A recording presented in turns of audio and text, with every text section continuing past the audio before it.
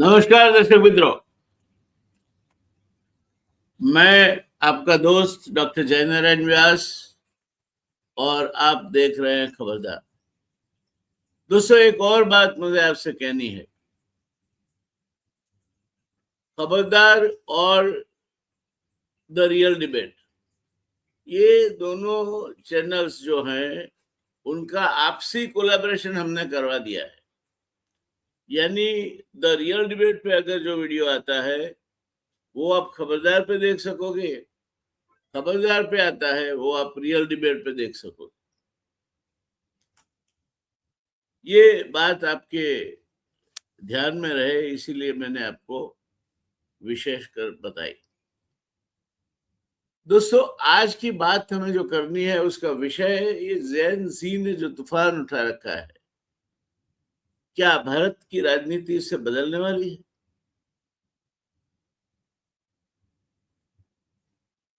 आज की कहानी दोस्तों किसी एक राजनीतिक पार्टी की कहानी नहीं है। आज की कहानी उस पीढ़ी की है जिसने बचपन में टीवी नहीं, मोबाइल का स्क्रीन देखा, जिसके लिए खबर सुबह अखबार में नहीं आती, हर सेकंड आती है, जिसके लिए नेता का भाषण सिर्फ मंच पर नहीं होता, इंस्टाग्राम रील में होता है, और राजनीतिक बहस सिर्फ संसद में नहीं होती, यूट्यूब के कमेंट सेक्शन में भी होती है। यह है जेन ज़ी। लेकिन सवाल यह है दोस्तों, क्या जेन ज़ी सिर्फ भारत की अगली युवा वोटर है या भारत की अगली राजनीतिक ताकत? आज के इस वीडियो के माध्यम से हमें वो तय करना है। खबरदार के दर्शकों के लिए आज एक वीडियो हमने पोस्ट किया है। इसके बावजूद भी हमें लगा कि आज जब ये टॉपिक इतना चल रहा है पूरे देश में चर्चा के माध्यम से, तो हम एक दूसरा वीडियो भी आज ही आपके लिए पोस्ट कर रहे हैं, क्योंकि आज राजनीतिक दल युवाओं तक पहुंचने के लिए अपनी रणनीति बदल रहे हैं। आपने देखा होगा, अमित मालविया बीजेपी के आईटी सेल को करीब एक दशक से ज्यादा समय तक वो हेड करते रहे। बदल दिया गया है, उनके बदले एक अलग किस्म का, अलग टेम्परामेंट के युवा को ये स्थान दिया गया है। तो राजनीतिक दल अपनी, मैं मानता हूं कि अपनी भूमि तराश रहे हैं। सोशल मीडिया पर युवा केंद्रित संवाद बढ़ रहा है, और सबसे महत्वपूर्ण, जेन ज़ी खुद सवाल पूछ रही है, जो आज खबरदार में सीधा सवाल है। क्या जेन ज़ी का तूफान भारत की राजनीति बदलने वाला है? क्या सोचते हैं आप? आपकी इस मुद्दे पे कमेंट का मुझे इंतजार रहेगा। दोस्तों, हम पहले समझ लें कि जेन ज़ी आखिर है कौन, क्यों इतना सारा चर्चा उनके बारे में हो रहा है। आमतौर पर 1990 के दशक के अंत से लेकर 2010 के शुरुआती वर्षों में पैदा हुई पीढ़ी को जेन ज़ी कहा जाता है। लेकिन जेन ज़ी को सिर्फ उम्र से समझना गलती होगी। यह पहली ऐसी पीढ़ियों में से है जिसने डिजिटल वर्ल्ड को अपनाया नहीं, बल्कि उनमें जन्म लिया है। Google, YouTube, Instagram, short videos, artificial intelligence, इनके लिए टेक्नोलॉजी नहीं, जीवन का हिस्सा है। ये इनको कोई नए शब्द नहीं लगते, इनसे घबराते नहीं है, इनसे परहेज भी नहीं करते। आप यही कहो, उन्हें कोई तकलीफ नहीं रही। आप इंस्टाग्राम कहो, आप शॉर्ट्स कहो, आप रील्स कहो, ये आज की इनकी टर्मिनोलॉजी की भाषा है। तो दोस्तों, ये चर्चा को आगे बढ़ाते हुए और यहीं से राजनीति का पूरा इक्वेशन कैसे बदलता है उसकी बात हमें करनी है।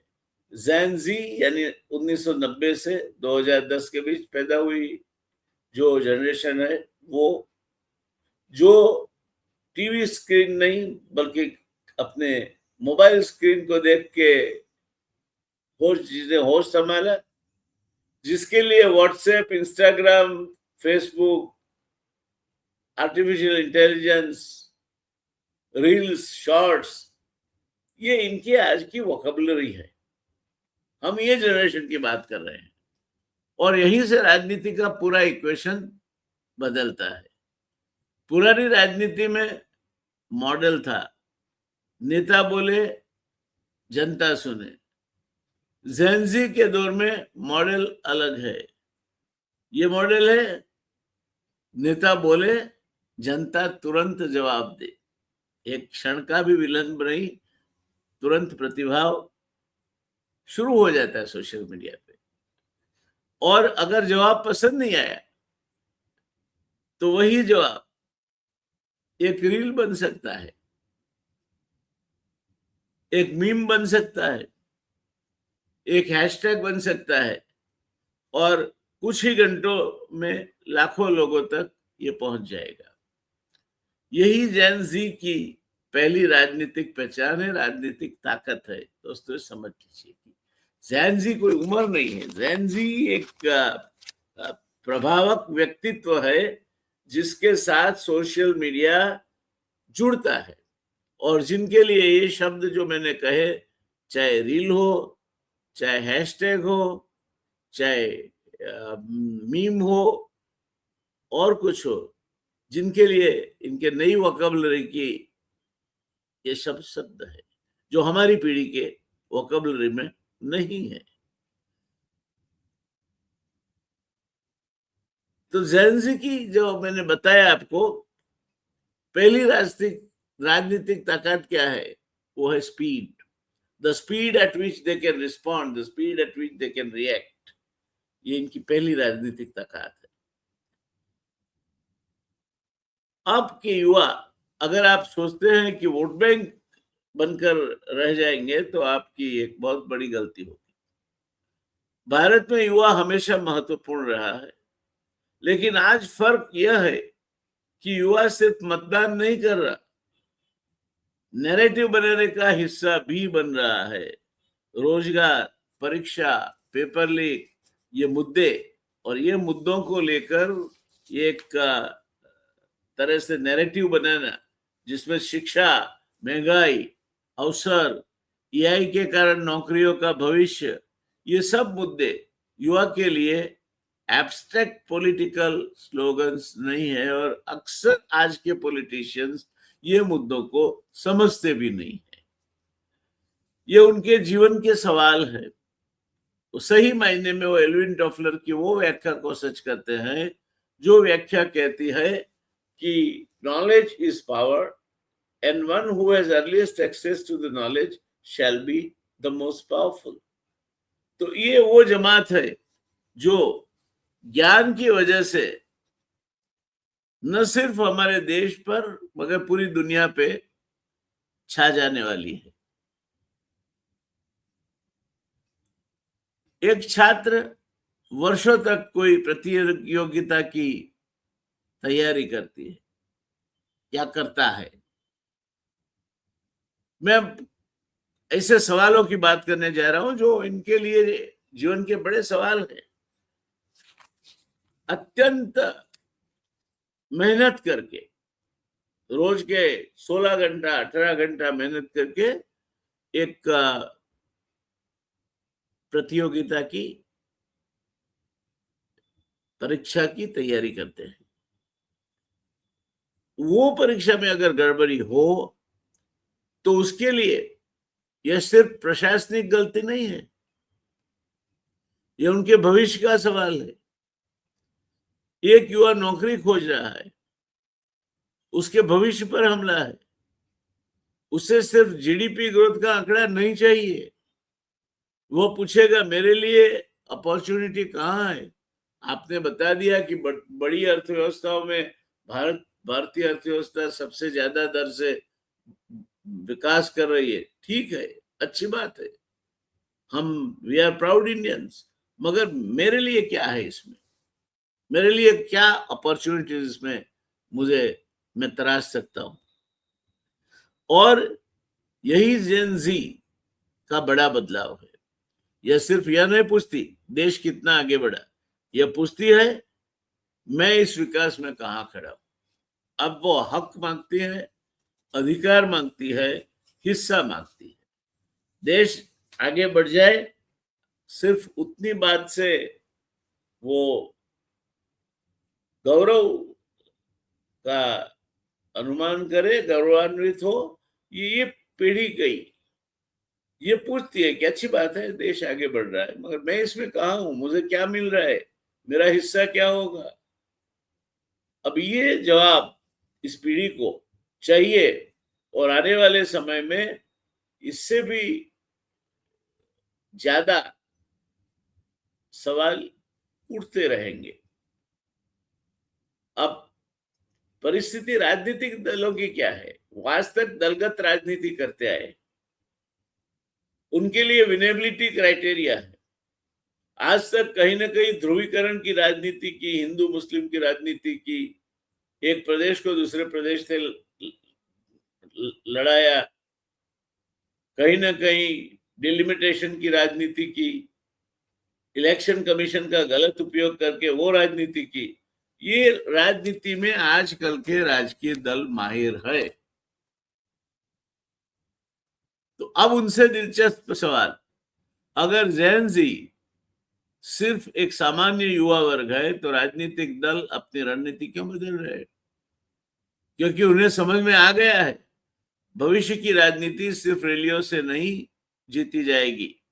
आज नेताओं को यूनिवर्सिटी कैंपस में भी जाना होगा, यूट्यूब पर भी आना होगा, इंस्टाग्राम पर भी दिखना होगा, और शायद मीम की भाषा भी समझनी होगी।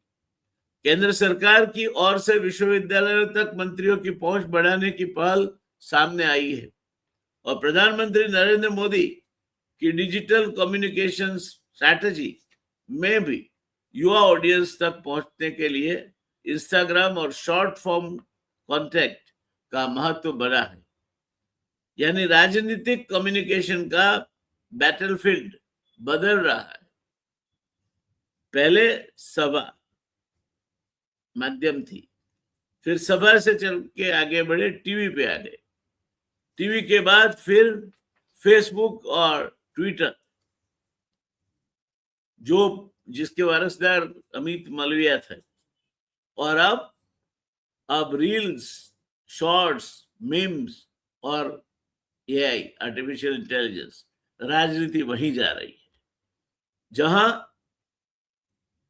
युवा है।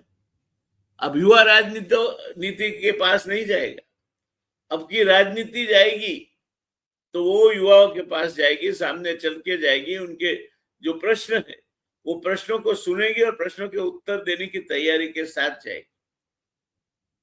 जमाना बदल चुका, राजनीति अब दलगत राजनीति या हिंदू मुस्लिम की राजनीति, ध्रुवीकरण की राजनीति या डिलिमिटेशन की राजनीति, इलेक्शन कमीशन के जरिए चलने वाली राजनीति, ये सब चीजें एक साथ डिब्बे में डालेगी, निकम्मी हो जाएगी। प्रश्न ये होता है दोस्तों कि जेन जी को असल में चाहिए क्या? जेन जी को भाषण से ज्यादा रिजल्ट चाहिए, रिजल्ट चाहते हैं, परिणाम चाहिए। उसे कहा जाए कि भारत विकसित होगा तो ये जनरेशन पूछेगी मेरी नौकरी कब मिलेगी। उसे अगर कहा जाए भारत विश्वगुरु बनेगा तो ये जनरेशन पूछेगी मेरी शिक्षा कब बेहतर होगी। उसे कहा जाए कि हम डिजिटल इंडिया की बात कर रहे हैं तो ये जनरेशन पूछेगी डिजिटल इकोनॉमी में मेरा अवसर कहाँ है। उसे कहा जाए स्टार्टअप इंडिया, वह पूछेगी क्या मेरे पास स्टार्टअप शुरू करने का इकोसिस्टम है। यानी स्लोगन से आगे बढ़ के आउटकम की राजनीति अब की बार युवाओं की राजनीति बनने वाली है।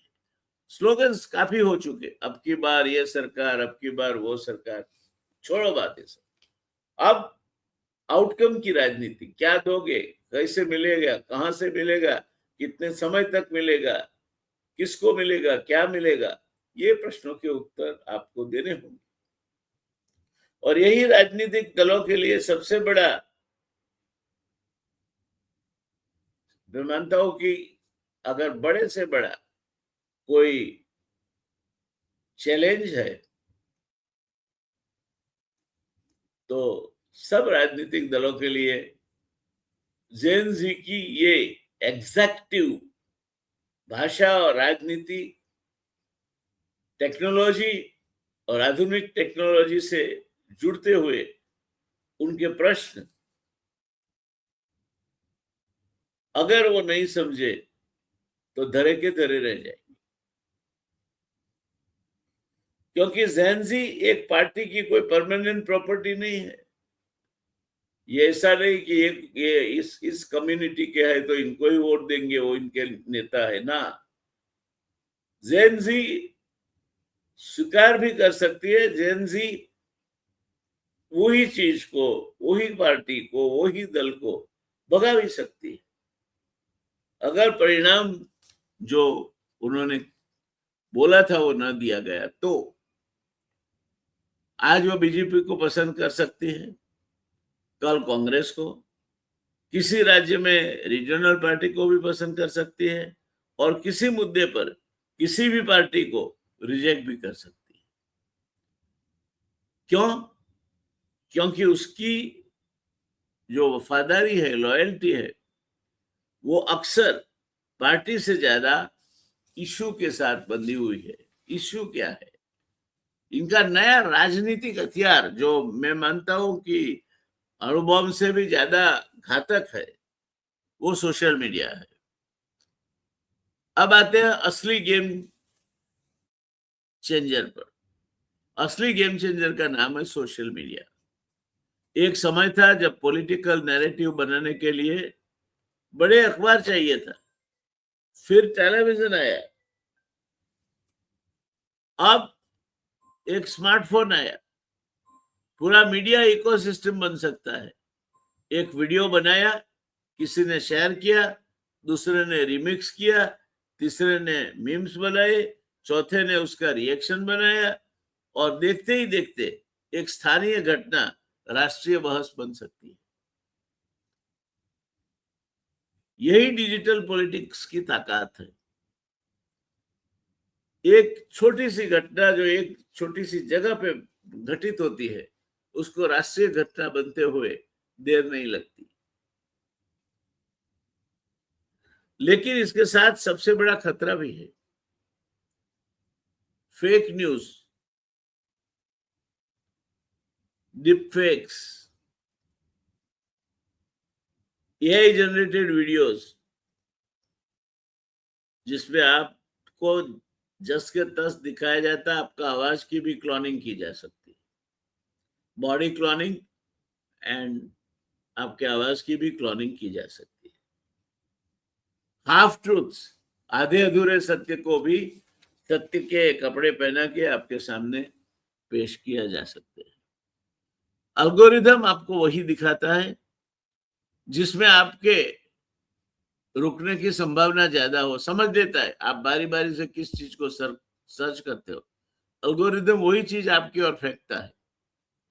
अगर आप एक पर्टिकुलर चीज बारी बारी से ढूंढते हैं, जैसे कि आप न्यूट्रिशन के बारे में ढूंढ रहे, आप ढूंढते रहो, आपके सामने एल्गोरिदम न्यूट्रिशन से जुड़ी खबरों का ढेर लगा देगा। इसीलिए कभी कभी हमें लगता है पूरा देश यही सोच रहा है, जबकि वास्तविकता यह हो सकती है कि एल्गोरिदम ने सिर्फ यही दुनिया आपको दिखाई है। पूरा देश न्यूट्रिशन के लिए नहीं सोच रहा, पर एल्गोरिदम ने एक ऐसा हवा खड़ा किया कि आप ये मानने लगे कि अरे मैं अकेला नहीं, पूरा देश न्यूट्रिशन के लिए सोच रहा है, जो हम पहले से देखना चाहते थे। और इसीलिए जैन जी की पॉलिटिकल पावर के साथ पॉलिटिकल रिस्पॉन्सिबिलिटी भी उतनी ही जरूरी है, और यहाँ बहुत बड़ा खतरा खड़ा होने की संभावना है।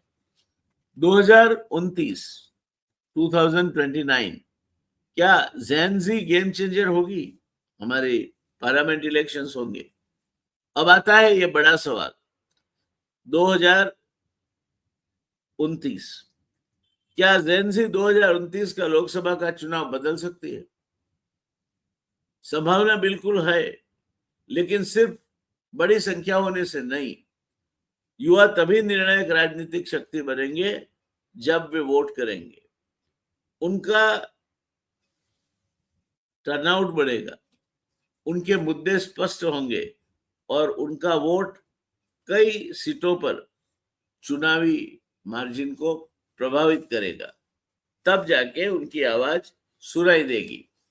और यही वजह है कि बीजेपी से लेकर कांग्रेस और दूसरी रीजनल पार्टीज जो है, ये सब दल, हर राजनीतिक ताकत युवा मतदाता को समझने की कोशिश कर रहे हैं, क्योंकि जो पार्टी युवा की भाषा समझ लेगी वह सिर्फ आज की राजनीति नहीं समझेगी, सिर्फ 2029 या 30 की राजनीति नहीं समझेगी, मगर उसके बाद की राजनीति भी आराम से समझ पाएगी और उसके ऊपर अपना काबू कैसे जमाना वो सीख जाएगी।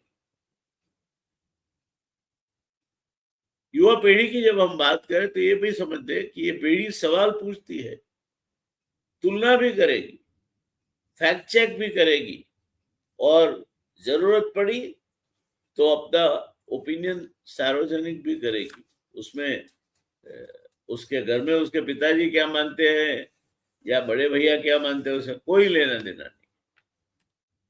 तो क्या जेन ज़ी भारत की राजनीति बदलने आई है? मेरा जवाब है हाँ, लेकिन बदलाव शायद चुनावी नतीजों से पहले राजनीति की भाषा में आएगा। जेन ज़ी कैंपेन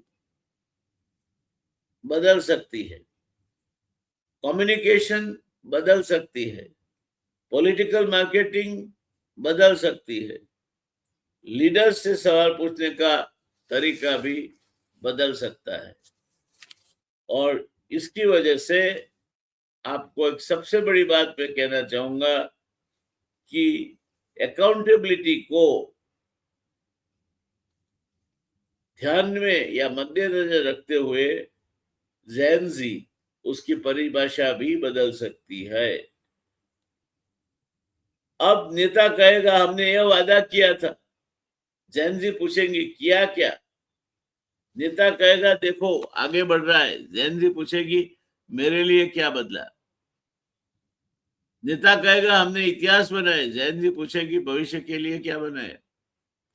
और शायद यही वो बदलाव है जिसे भारतीय राजनीति को सबसे ज्यादा गुजरना पड़ेगा, क्योंकि आने वाली राजनीति में सिर्फ भाषण नहीं चलेंगे, डेटा चलेगा, डिजिटल नैरेटिव चलेगा, युवा मुद्दे चलेंगे, और सबसे ज्यादा चलेगी विश्वसनीयता। अगर आपने कहीं भी कोई गलत बात चलाने का प्रयत्न किया और पकड़े गए तो आपकी पूरी विश्वसनीयता खत्म होकर रह जाएगी।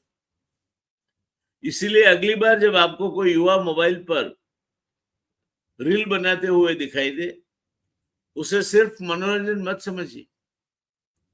हो सकता है वह आने वाले भारत की राजनीति का नया माध्यम हो, और राजनीतिक दलों के लिए संदेश साफ है। राजनीतिक दलों के लिए संदेश बिल्कुल साफ है। जैन ज़ी को सिर्फ वोटर मत समझिए, क्योंकि जो पीढ़ी एक वीडियो से लाखों लोगों को जोड़ सकती है, वही पीढ़ी एक दिन चुनाव का परिणाम भी बदल सकती है। बिल्कुल समझ लीजिए।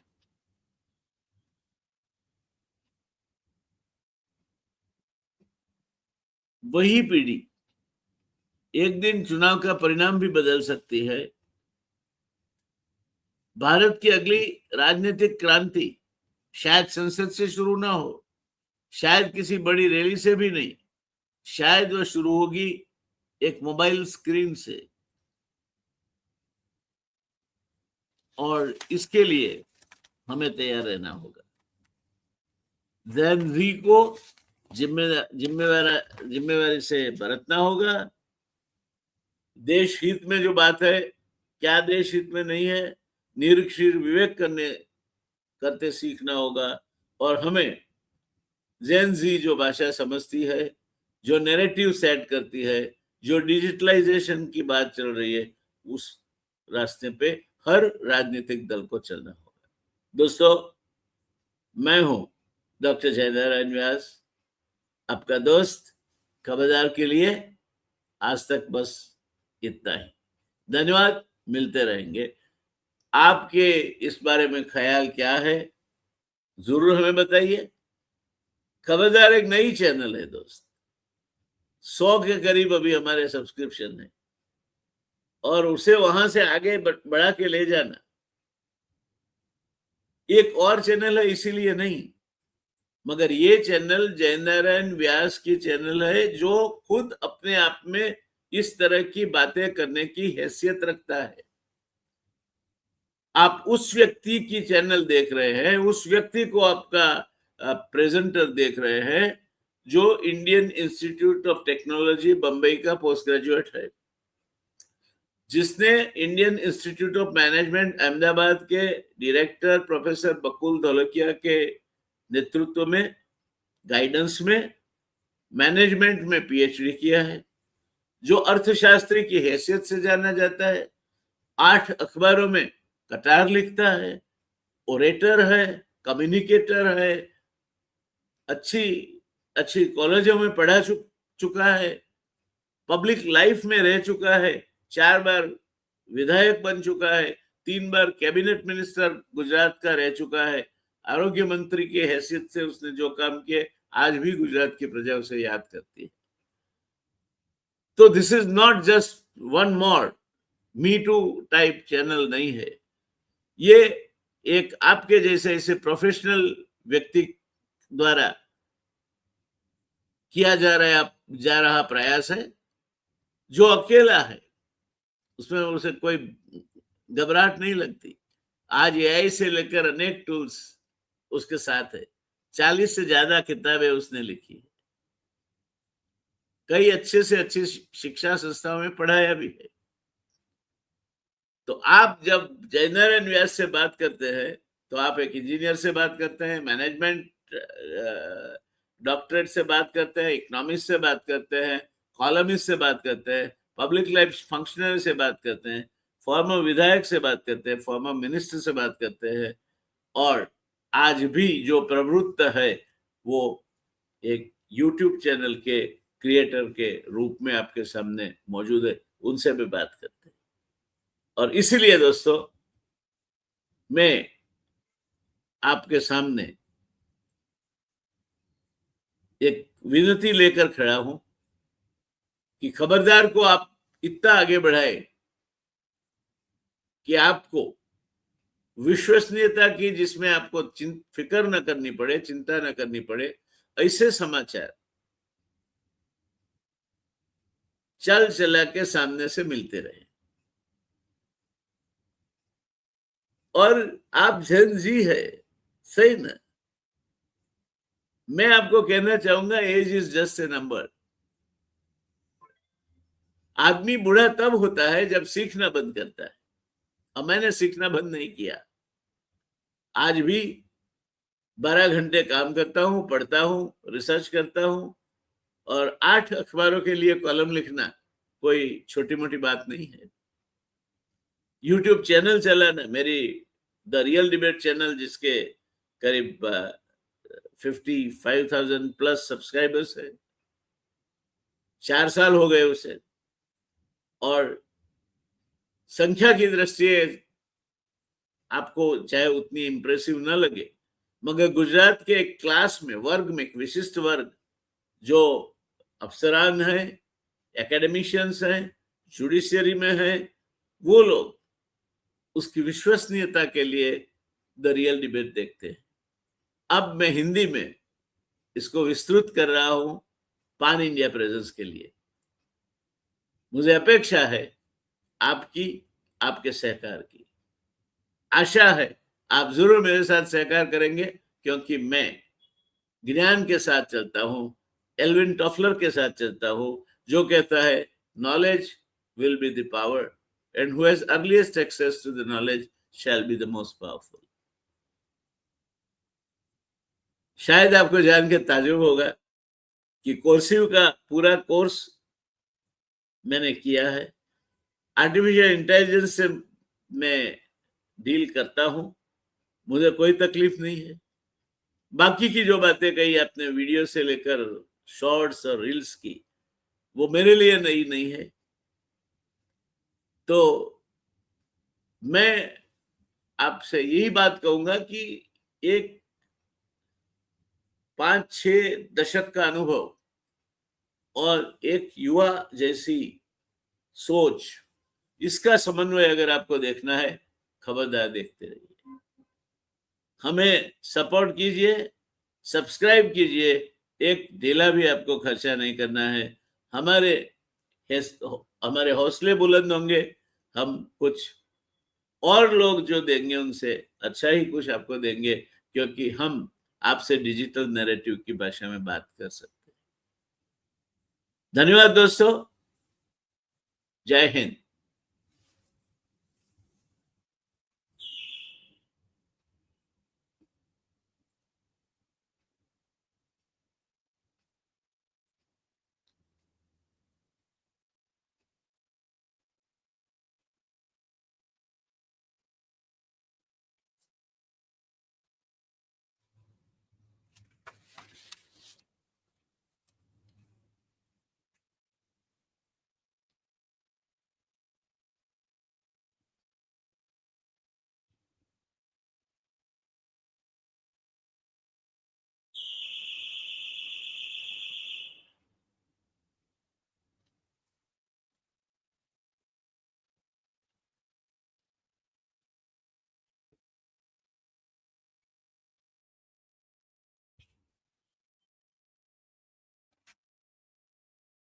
इसको कल रात को